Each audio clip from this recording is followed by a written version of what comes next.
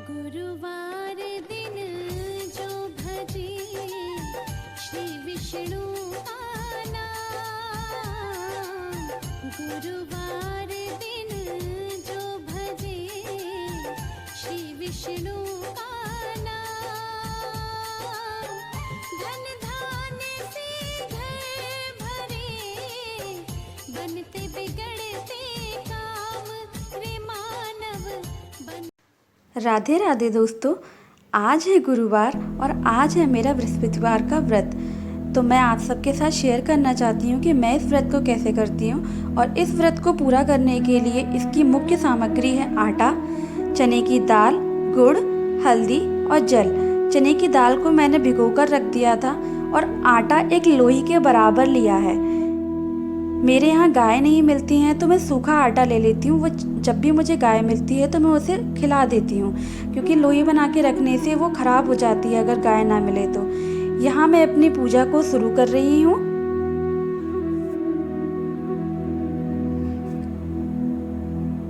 मेरे पास बृहस्पति भगवान की कोई फ़ोटो नहीं है, कोई तस्वीर नहीं है, तो जो मेरी व्रत की कथा की जो किताब है मैं उसी की पूजा करती हूँ और उसके बाद उसे पढ़कर वहीं रख देती हूँ। और यह व्रत मैं और मेरे पतिदेव दोनों मिलकर करते हैं।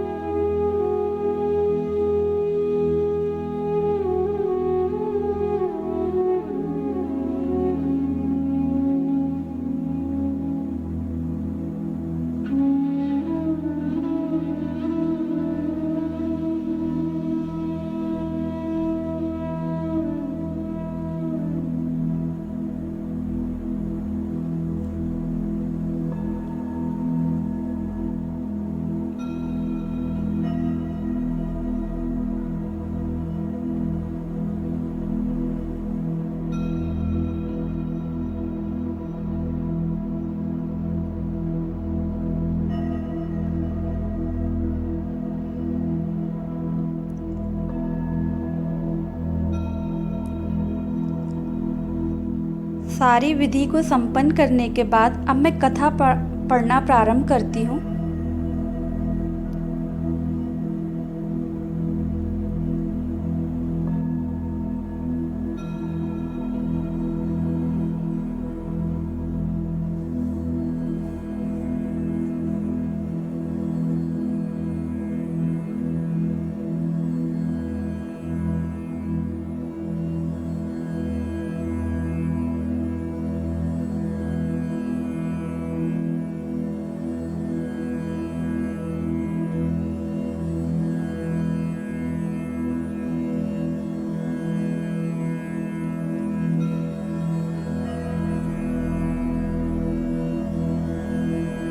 और कथा कुछ इस प्रकार है।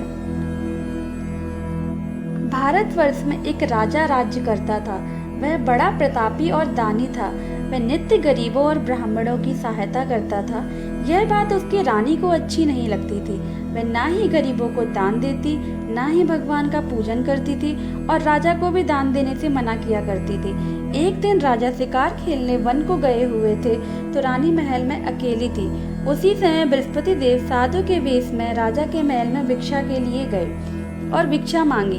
रानी ने भिक्षा देने से इनकार किया और कहा, हे साधु महाराज, मैं तो दान पुण्य से तंग आ गई हूँ। मेरा पति सारा धन लुटाता रहता है। मेरी इच्छा है कि हमारा धन नष्ट हो जाए, फिर ना रहेगा बांस और ना बजेगी बांसुरी। साधु ने कहा, देवी तुम तो बड़ी अजीब हो। धन संतान तो सभी चाहते हैं, पुत्र और लक्ष्मी तो पापी के घर भी होने चाहिए। यदि तुम्हारे पास अधिक धन है तो भूखों को भोजन दो, प्यासों के लिए प्याऊ बनवाओ, मुसाफिरों के लिए धर्मशालाएं खुलवाओ। जो निर्धन अपनी कुंवारी कन्याओं का विवाह नहीं कर सकते उनका विवाह करा दो। ऐसे और कई काम हैं जिनके करने से तुम्हारा यश लोक परलोक में फैलेगा। पर रानी पर कोई उपदेश का कोई प्रभाव न पड़ा। वह बोली, महाराज आप मुझे कुछ न समझाएं, मैं ऐसा धन नहीं चाहती जो हर जगह बांटती फिरूं। साधु ने उत्तर दिया, यदि तुम्हारी ऐसी इच्छा है तो तथास्तु। तुम ऐसा करना कि बृहस्पतिवार को घर लीपकर पीली मिट्टी से अपना सिर धोकर स्नान करना, भट्टी चढ़ाकर कपड़े धोना। ऐसे करने से आपका सारा धन नष्ट हो जाएगा। इतना कहकर वह साधु महाराज वहां से आलोप हो गए। जैसे वह साधु कहकर गया था, रानी ने वैसा ही किया। 6 बृहस्पतिवार ही बीते थे कि उसका समस्त धन नष्ट हो गया और भोजन के लिए दोनों तरसने लगे, सांसारिक भोगों से दुखी रहने लगे। तब वह राजा रानी से कहने लगा कि तुम यहाँ पर रहो, मैं दूसरे देश में जाऊं, क्योंकि यहाँ पर मुझे सभी मनुष्य जानते हैं, इसलिए कोई कार्य भी नहीं कर सकता। देश चोरी परदेश भीख बराबर है। ऐसा कहकर राजा परदेश चला गया। वहाँ जंगल को जाता और लकड़ी काट कर लाता और शहर में बेचता। इस तरह जीवन व्यतीत करने लगा। एक दिन दुखी होकर जंगल में एक पेड़ के नीचे आसन जमाकर बैठ गया। वह अपनी दशा को याद करके व्याकुल होने लगा। बृहस्पतिवार का दिन था। एकाएक उसने देखा कि निर्जन वन में एक साधु प्रकट हुआ। वह साधु वेश में स्वयं बृहस्पति देवता थे। लकड़हारे के सामने आकर बोले, हे लकड़हारे, इस सुनसान जंगल में तू चिंतामग्न क्यों बैठा है? लकड़हारे ने दोनों हाथ जोड़कर प्रणाम किया और उत्तर दिया, महात्मा जी आप सब कुछ जानते हैं, मैं क्या कहूँ। यह कहकर रोने लगा और साधु को आत्मकथा सुनाई। महात्मा जी ने कहा, तुम्हारी स्त्री ने बृहस्पति के दिन वीर भगवान का निरादर किया है, जिसके कारण रुष्ट होकर तुम्हारी यह दशा कर दी। अब तुम चिंता को दूर करके मेरे कहने पर चलो तो तुम्हारे सब कष्ट दूर हो जाएंगे और भगवान पहले से भी अधिक संपत्ति देंगे। तुम बृहस्पति के दिन कथा किया करो, 2 पैसे के चने मुनक्का मंगवाकर उसका प्रसाद बनाओ और शुद्ध जल से लोटे में शक्कर मिलाकर अमृत तैयार करो। कथा के पश्चात अपने सारे परिवार और सुनने वाले प्रेमियों में अमृत व प्रसाद बांटकर आप भी ग्रहण किया करो। ऐसा करने से भगवान तुम्हारी सब कामनाएं पूरी करेंगे। साधु के ऐसे वचन सुनकर लकड़हारा बोला, हे प्रभु, मुझे लकड़ी बेचकर इतना पैसा नहीं मिलता जिससे भोजन करने के उपरांत कुछ बचा सकूं। मैंने रात्रि में अपनी स्त्री को व्याकुल देखा है, मेरे पास कुछ भी नहीं जिससे उसकी खबर मंगा सकूं। साधु ने कहा, हे लकड़हारे, तुम किसी बात की चिंता मत करो। बृहस्पति के दिन तुम रोजाना की तरह लकड़ियां लेकर शहर को जाओ। तुमको रोज से दुगना धन प्राप्त होगा, जिससे तुम भली भांति भोजन कर लोगे तथा बृहस्पति देव की पूजा का सामान भी आ जाएगा। इतना कहकर साधु अंतर्ध्यान हो गए। धीरे धीरे समय व्यतीत होने पर फिर वही बृहस्पतिवार का दिन आया। लकड़हारा जंगल से लकड़ी काटकर किसी भी शहर में बेचने गया। उसे उस दिन और दिन से अधिक पैसा मिला। राजा ने चना गुड़ आदि लाकर गुरुवार का व्रत किया। उस दिन से उसके सभी क्लेश दूर हुए, परंतु जब दोबारा गुरुवार का दिन आया तो बृहस्पतिवार का व्रत करना भूल गया। इस कारण बृहस्पति भगवान नाराज हो गए। उस दिन से उस नगर के राजा ने विशाल यज्ञ का आयोजन किया तथा शहर में यह घोषणा करा दी कि कोई भी मनुष्य अपने घर में भोजन ना बनावे, ना आग जलावे। समस्त जनता मेरे यहाँ भोजन करने आवे। इस आज्ञा को जो ना मानेगा उसके लिए फांसी की सजा दी जाएगी। इस तरह की घोषणा संपूर्ण नगर में करवा दी गई। राजा की आज्ञा अनुसार शहर के सभी लोग भोजन करने गए, लेकिन लकड़हारा कुछ देर से पहुंचा, इसलिए राजा उसको अपने साथ घर ले गए और ले जाकर भोजन करा रहे थे तो रानी की दृष्टि उस खूंटी पर पड़ी जिस पर उसका हार लटका हुआ था। वह वहां पर दिखाई न दिया। रानी ने निश्चय किया कि मेरा हार इस मनुष्य ने चुरा लिया है। उसी समय पुलिस को बुलाकर उसको जेल खाने में डलवा दिया। जब लकड़हारा जेल खाने में पड़ गया और बहुत दुखी होकर विचार करने लगा कि न जाने कौन से पूर्व जन्म के कर्म से मुझे यह दुख प्राप्त हुआ है, और उसी साधु को याद करने लगा जो कि जंगल में मिला था। उसी समय तत्काल बृहस्पति देव साधु के रूप में प्रकट हो उसकी दशा को देखकर कहने लगे, अरे मूर्ख, तूने बृहस्पति देव की कथा नहीं करी, इस कारण तुझे दुख प्राप्त हुआ है। अब चिंता मत कर, बृहस्पतिवार के दिन जेल खाने के दरवाजे पर 4 पैसे पड़े मिलेंगे, उनसे तू बृहस्पति देव की पूजा करना, तेरे सभी कष्ट दूर हो जाएंगे। बृहस्पति के रोज उसे 4 पैसे मिले। लकड़हारे ने कथा कही। उसी रात्रि को बृहस्पति देव ने उस नगर के राजा को स्वप्न में कहा, हे राजा, तुमने जिस आदमी को जेल खाने में बंद कर दिया है वह निर्दोष है, वह राजा है, उसे छोड़ देना। रानी का हार उसी खूंटी पर लटका है, अगर तू ऐसा नहीं करेगा तो मैं तेरे राज्य को नष्ट कर दूंगा। इस तरह रात्रि के स्वप्न को देखकर राजा प्रातःकाल उठा और खूंटी पर हार देखकर लकड़हारे को बुलाकर क्षमा मांगी तथा लकड़हारे को योग्य सुंदर वस्त्र आभूषण देकर विदा किया तथा बृहस्पति देव की आज्ञा अनुसार लकड़हारा अपने नगर को चल दिया। राजा जब अपने नगर के निकट पहुंचा तो उसे बड़ा आश्चर्य हुआ। नगर में पहले से भी अधिक बाग, तालाब और कुएं तथा बहुत सारी धर्मशालाएं, मंदिर आदि बन गई हैं। राजा ने पूछा, यह किसका बाग और धर्मशाला है? तब नगर के सब लोग कहने लगे, यह सब रानी और बांदी के हैं। तो राजा को आश्चर्य हुआ और गुस्सा भी आया। जब रानी ने यह खबर सुनी कि राजा आ रहे हैं तो उसने बांदी से कहा कि हे दासी, देख, राजा हमको कितनी बुरी हालत में छोड़ गए थे, हमारी ऐसी हालत देखकर वह लौट न जाएं, इसलिए तू दरवाजे पर खड़ी हो जा। आज्ञा अनुसार दासी दरवाजे पर खड़ी हो गई।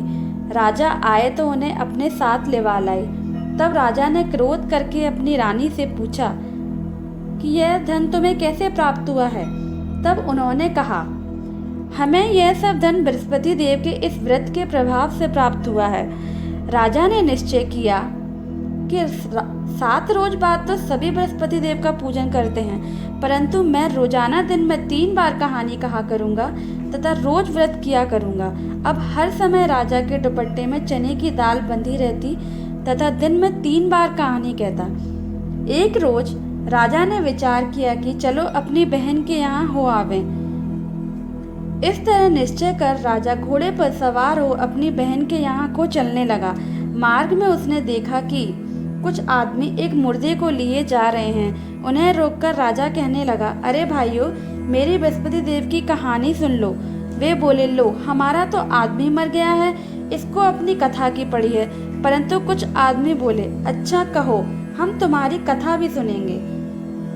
राजा ने दाल निकाली और जब कथा आधी हुई थी कि मुर्दा हिलने लग गया और जब कथा समाप्त हो गई तो राम राम करके मनुष्य उठकर खड़ा हो गया। आगे मार्ग में उसे एक किसान खेत में हल चलाता मिला। राजा ने उसे देखा और उससे बोला, अरे भैया, तुम मेरी बृहस्पतिवार की कथा सुन लो। किसान बोला, जब तक मैं तेरी कथा सुनूंगा तब तक 4 हरया जोत लूंगा, जा अपनी कथा किसी और को सुनाना। इस तरह राजा आगे चलने लगा। राजा के हटते ही बैल पछाड़ खाकर गिर गए तथा उसके पेट में बड़ी जोर का दर्द होने लगा। उस समय उसकी माँ रोटी लेकर आई। उसने जब यह देखा तो अपने पुत्र से सब हाल पूछा और बेटे ने सभी हाल कह दिया। तो बुढ़िया दौड़ी दौड़ी उस घुड़सवार के पास गई और उससे बोली कि मैं तेरी कथा सुनूंगी, तू अपनी कथा मेरे खेत पर चलकर ही कहना। राजा ने बुढ़िया के खेत पर जाकर कथा कही, जिसके सुनते ही वे बैल उठ खड़े हुए तथा किसान के पेट का दर्द बंद हो गया। राजा अपनी बहन के घर पहुंचा। बहन ने भाई की खूब मेहमानी की। दूसरे रोज प्रातः काल राजा जगा तो वह देखने लगा कि सब लोग भोजन कर रहे हैं। राजा ने अपनी बहन से कहा, ऐसा कोई मनुष्य है जिसने भोजन नहीं किया हो? मेरी बृहस्पतिवार की कथा सुन ले। बहन बोली, हे भैया, यह देश ऐसा ही है, पहले यहाँ लोग भोजन करते हैं, बाद में अन्य काम करते हैं। अगर कोई पड़ोस में हो तो देखा हूँ। वह ऐसा कहकर देखने चली गई, परंतु उसे कोई ऐसा व्यक्ति नहीं मिला जिसने भोजन ना किया हो। अतः वह एक कुम्हार के घर गई जिसका लड़का बीमार था। उसे मालूम हुआ कि उनके यहाँ 3 रोज से किसी ने भोजन नहीं किया है। रानी ने अपने भाई की कथा सुनने के लिए कुम्हार से कहा। वह तैयार हो गया। राजा ने जाकर बृहस्पतिवार की कथा कही, जिसको सुनकर उसका लड़का ठीक हो गया। अब तो राजा की प्रशंसा होने लगी। एक रोज राजा ने अपनी बहन से कहा कि हे बहन, हम अपने घर को जाएंगे। तुम भी तैयार हो जाओ। राजा की बहन ने अपनी सास से कहा। सास ने कहा, हाँ चली जा, परंतु अपने लड़कों को मत ले जाना, क्योंकि तेरे भाई की कोई औलाद नहीं है। बहन ने अपने भैया से कहा, हे भैया, मैं तो चलूंगी, कोई बालक नहीं जाएगा।